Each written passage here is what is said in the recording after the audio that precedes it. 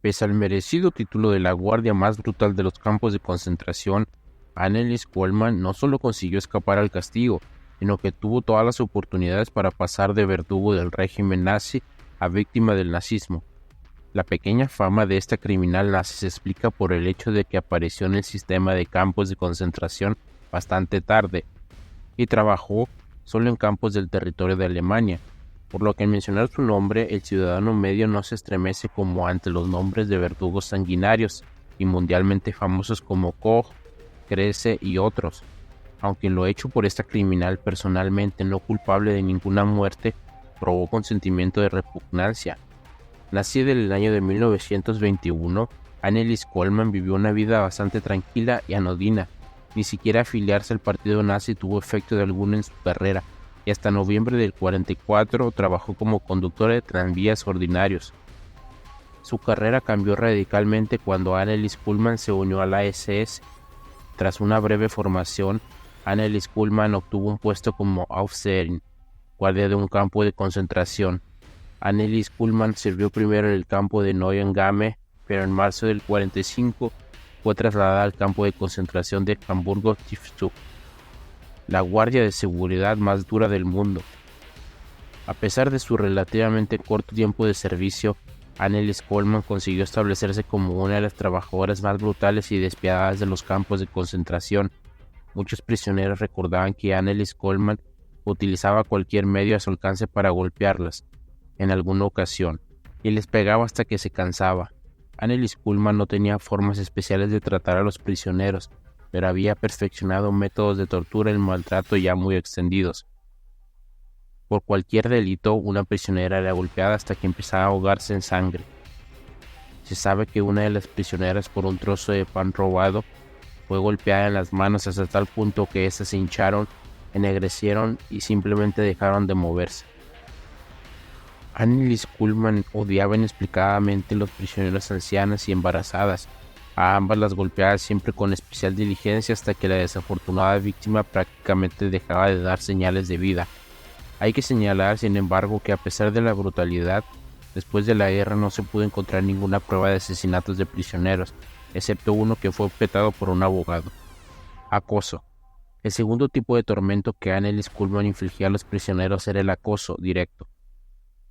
Es difícil sacar conclusiones sobre la relación causa-efecto, pero probablemente gracias a ello la guardia sobrevivió.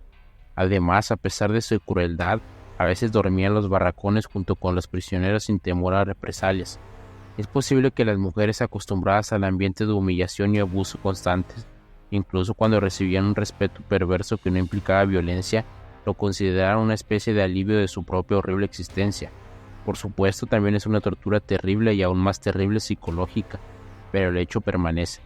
Volviendo a Annelies Coleman, por alguna razón le interesaban a las mujeres judías en términos amorosos. Establecieron varios romances con prisioneras. Por cierto, entre los prisioneros Coleman era llamada exclusivamente en masculino y no de otra manera que Bubi. Así, después de la guerra, la exprisionera de Checoslovaquia, Vera Fuchsova, sobre la propia Annelies Coleman dijo: "En Hamburgo ya teníamos una mujer de la SS, guardia del campo, una chica joven, la llamábamos Bubi, y nos trataba con cierta normalidad. Una chica joven y guapa, y se enamoró de uno de nuestros compañeros de prisión. Hubo varios enamoramientos de este tipo con la guardia. Una de las primeras fue Lotte Winter, una judía de Bohemia. La segunda fue Charlotte Rosner, una bailarina también de nacionalidad judía. Por último, muchos prisioneros recuerdan a cierta reclusa llamada Elena Sommer, por la que la guardia sentía algo tan fuerte que incluso planeaba unir con ella una escapada tras su liberación a Praga. La misma Fuchsova declaró ante el tribunal: "No sé hasta qué punto se acercó a ella, pero su madre estaba a su lado y haría cualquier cosa por ella, y gracias a Bubi le iba bien". En estas palabras está la explicación de por qué las presas estaban contentas de tener una aventura así.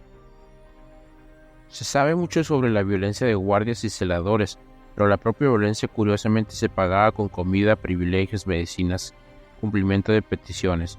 El salvajismo y la abominación de tal comportamiento hacía a los presos evidente, pero nadie puede entender lo que los propios desgraciados experimentaron en esos momentos.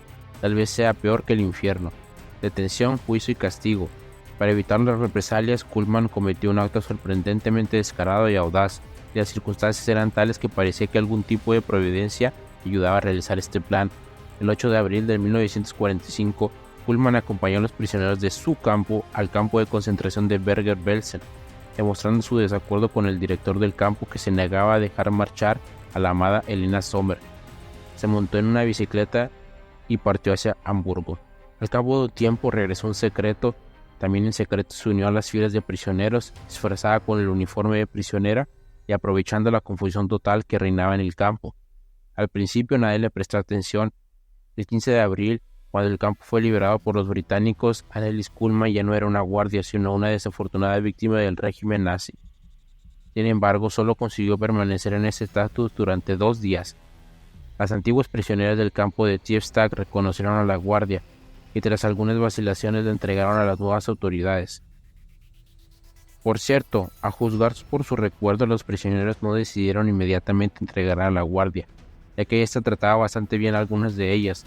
Esto me demuestra una vez más hasta qué punto estaba mutilada la psique de las desafortunadas, que incluso la compra pura y simple, o un indicio de ello en el futuro, de un cuerpo favorito con las raciones extra habituales se consideraba un trato amable. Verdaderamente allí daba más miedo que en el infierno. Buxova escribió sobre ello de esta manera: tras la liberación de Belsen descubrimos de repente que Bubi estaba entre nosotros, vestida con las ropas a rayas de un prisionero. ¿Qué hacíamos ahora? Nos trataba bien, pero era una mujer de la SS. ¿Qué hacer con ella? Como resultado, Kuhlmann tuvo que cavar fosas para los prisioneros muertos y ejecutados junto con otros guardias y vigilantes, y luego llevar los cuerpos a los cementerios. La ex guardia fue trasladada a la prisión de Celle, donde permaneció hasta su juicio en el junio de 1946. En el juicio, los testigos declararon que Annelies Kuhlmann golpeaba a los prisioneros sobre todo en la cara y a menudo los castigaba con un palo por la más mínima infracción. Sin embargo, la propia guardia aseguró que golpeaba a los prisioneros a propósito para que no sufrieran a manos de guardias varones más violentos. El testimonio de los testigos de que algunas de los prisioneros también eran pateadas por Kuhlmann recibió la misma respuesta: era mejor ser golpeado por una mujer débil que por un hombre sano. De hecho, Kuhlmann se presentaba como una especie de mal menor que protegía de mal mayor.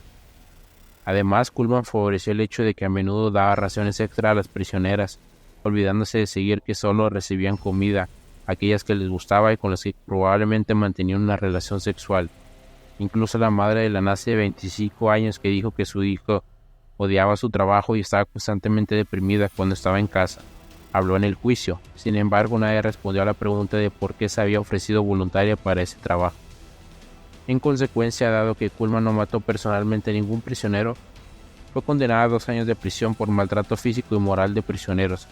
Pero como la nazi ya había cumplido esos 2 años antes de su condena, fue puesta en libertad en la misma sala del tribunal. Tras su liberación, Kuhlmann se trasladó a Berlín Occidental, donde trabajó primero como camionera y luego como prostituta. Finalmente, la exguardia consiguió un empleo en el hospital Zehlendorf como cocinera, donde murió en el trabajo a la edad de 56 años el 17 de septiembre del año de 1977.